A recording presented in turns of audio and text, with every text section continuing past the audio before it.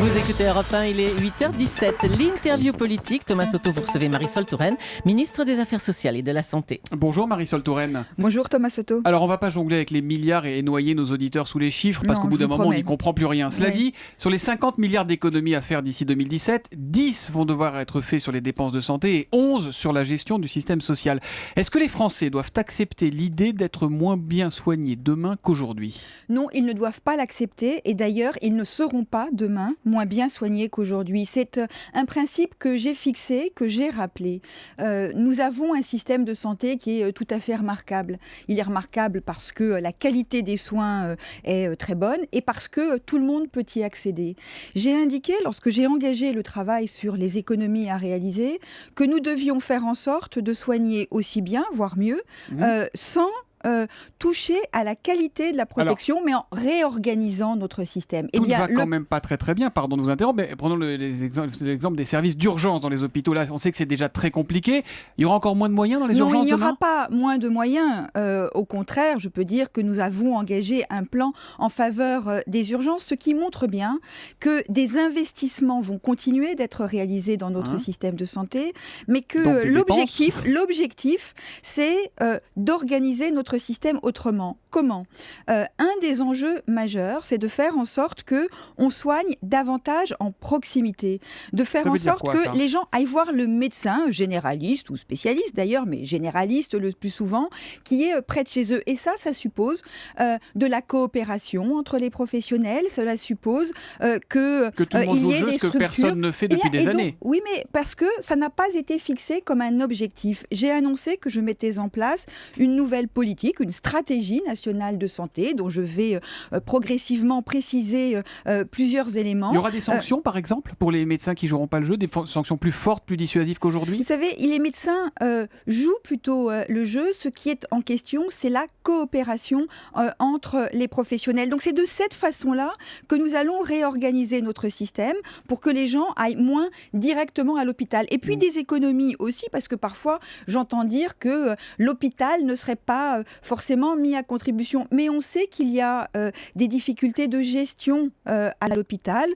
Sur un même territoire, vous avez parfois plusieurs hôpitaux qui ont des systèmes informatiques différents, qui ont des systèmes de blanchisserie différentes. Ça veut dire qu'on va unifier tout ça ? Il faut donc mutualiser. Et est-ce qu'on va fermer de nouveaux petits hôpitaux ? Je crois que ça, c'est un faux débat. On ne peut pas d'un côté dire « j'ai besoin d'avoir des médecins de proximité » et de l'autre commencer par fermer des hôpitaux de proximité. L'objectif, ça n'est absolument pas de fermer des hôpitaux, c'est de faire en sorte qu'il y ait une meilleure organisation, une plus grande rationalité dans la façon dont sont présents ces hôpitaux et travaillent ensemble ces hôpitaux. Est-ce que la chirurgie ambulatoire va devenir la règle aujourd'hui dans les hôpitaux français, Marisol Touraine ?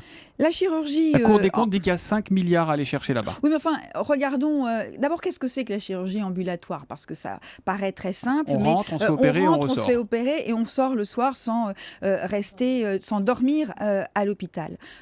5 milliards, c'est un chiffre que pour certains apparaît magique. Vous n'y croyez pas, vous ? Il n'y a pas 5 milliards. Ça veut dire que toutes les opérations qui aujourd'hui sont réalisées avec des gens qui dorment à l'hôpital seraient réalisées dans la journée. Ça veut dire qu'on fermerait la moitié des lits, qu'on mettrait au chômage la moitié des personnes qui travaillent dans les hôpitaux. Ça n'a pas de sens, surtout sur quelques années. En revanche, nous devons aller plus loin.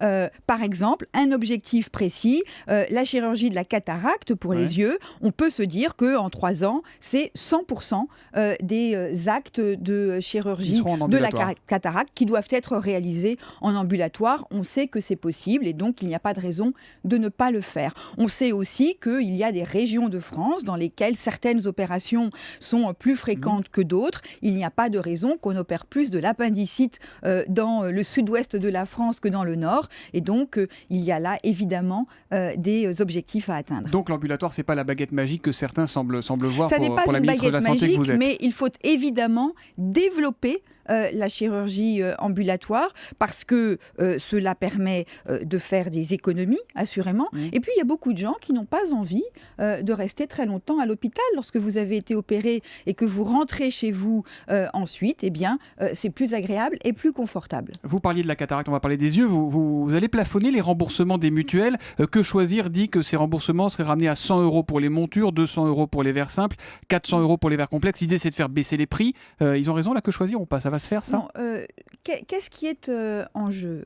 Aujourd'hui, on constate que pour les lunettes, mais aussi pour d'autres tarifs, il y a parfois une tentation de dire combien est-ce que vous rembourse la mutuelle et je vais aligner le prix sur ce qui est remboursé par la mutuelle. Ça n'est pas une manière de maîtriser les coûts. Et donc, nous avons décidé, cela a été fait il y a quelques mois, de mettre en place ce qu'on appelle des contrats responsables qui, au fond, s'engagent à mieux maîtriser ce qu'ils vont rembourser aux patients, en échange de quoi eh bien, les contrats coûteront moins cher. Il y aura un vrai plafonnement, comme le dit Que Choisir, ou pas? Il y aura progressivement un plafonnement, non pas de ce qui est remboursé, mais de ce qui sera, au fond, apporté comme garantie si on veut que le contrat fasse l'objet d'avantages sociaux et fiscaux. Pour payer moins cher son contrat de mutuelle, eh bien, on prendra un contrat qui sera responsable et raisonnable. Est-ce qu'il y aura des nouvelles franchises sur les médicaments, cette part qui reste à payer par le patient?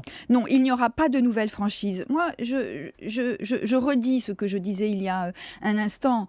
L'essentiel, c'est la garantie de notre système social. Vous savez, il n'y a pas d'un côté un pacte pour l'économie, de l'autre des économies pour rétablir nos comptes publics, et puis des réformes de structure, et puis, si on trouve le temps, le pacte social. Pour moi, le pacte social, il est au cœur de ce qui fait l'attractivité de la France. Il est au cœur de ce qui permet à notre pays de vivre bien et d'aller de l'avant. Et donc, le pacte de responsabilité et de solidarité, il se fait dans le respect de notre modèle de protection sociale. Pas de déremboursement, la même qualité de soins, la même prise en charge. C'est cela qui est aujourd'hui garanti. Il faudra quand même économiser 11 milliards au bout du compte. Marisol Touraine, vous êtes aussi là. Il y a des économies, mais des économies de structure et d'organisation en matière de santé, parce que nous pouvons, quand on regarde ce qui se fait dans d'autres pays, soigner bien, un peu moins cher. Marisol Touraine, vous êtes aussi la ministre des Affaires sociales. Vous parliez du pacte de responsabilité, des économies à faire. Est-ce qu'un gouvernement de gauche peut sérieusement geler les petites retraites ? Il y a aujourd'hui une discussion qui est engagée avec les parlementaires.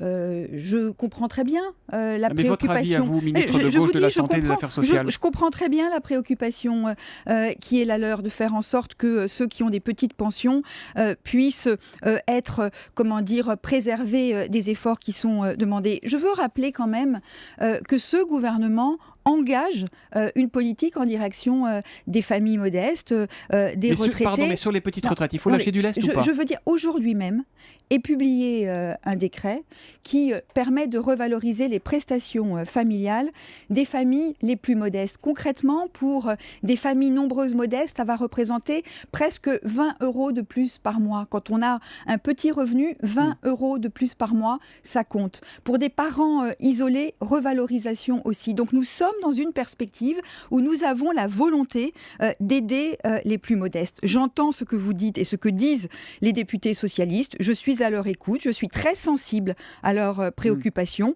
et j'espère que nous pourrons trouver un point d'entente. Bon, pas de réponse très précise, en tout cas pas ce qu'attendent certains députés socialistes. Je dis que je suis non seulement attentive, mais que je comprends la préoccupation qui est la leur, parce qu'il y a des retraités qui sont dans des situations très modestes. Vous allez voir Manuel Valls à 9h en sortant d'ici, vous pourrez lui dire que vous comprenez qu'il faut peut-être faire un geste. Je souhaite que nous puissions trouver une solution. 2 questions rapides pour terminer. La réforme des retraites prévoit la mise en place d'un compte pénibilité pour les salariés. C'est voté pour une mise en place au 1er janvier prochain, 1er janvier 2015. Pierre Gattaz, le patron du MEDEF, trouve ça trop compliqué. Le ministère du Travail semble y trouver à redire aussi. Il entrera en vigueur au 1er janvier, oui ou non, ce compte pénibilité? Ce compte pénibilité entrera en vigueur en temps et en heure. Je veux rappeler que la réforme des retraites, c'est à la fois des efforts demandés à tous. Il faut travailler plus longtemps, parce que nous vivons plus longtemps. Mais il est juste qu'il y ait des gens qui puissent partir en retraite avant, parce qu'ils ont eu des métiers pénibles. C'est un engagement fort, une avancée sociale forte. Et il n'est pas question d'y déroger. Je trouve qu'il faut évidemment que ce compte soit simple. et je veux rassurer le patronat sur ce point. Mais cette avancée sociale, je le dis à M. Gattaz et je le dis à tous ceux qui veulent la mettre en cause, cette avancée sociale, elle entrera en vigueur. Un bon entendeur pour le ministre du Travail. Dernière question rapidement. Non, mais je crois que le ministre du Travail est tout à fait sur cette ligne-là aussi. Le Point.fr publie ce matin un papier dans lequel il explique que Ségolène Royal a donné des consignes, notamment pour son personnel féminin. Une tenue décente est exigée dans son ministère de l'écologie avec interdiction des décolletés. Est-ce qu'au ministère de la Santé, les femmes ont le droit de porter des décolletés ? Écoutez, il me semble que toutes les femmes et tous les hommes d'ailleurs qui travaillent au ministère des Affaires sociales et de la Santé ont le sens de la mission qui est la leur et spontanément adoptent des tenues décentes, mais l'été, des décolletés légers ne me posent aucun problème. Merci beaucoup Marisol Touraine d'être venue ce matin sur Europe 1. On vous laisse donc aller à Matignon parce que vous avez rendez-vous là-bas à 9h tout à l'heure. Merci, Absolument. bonne journée.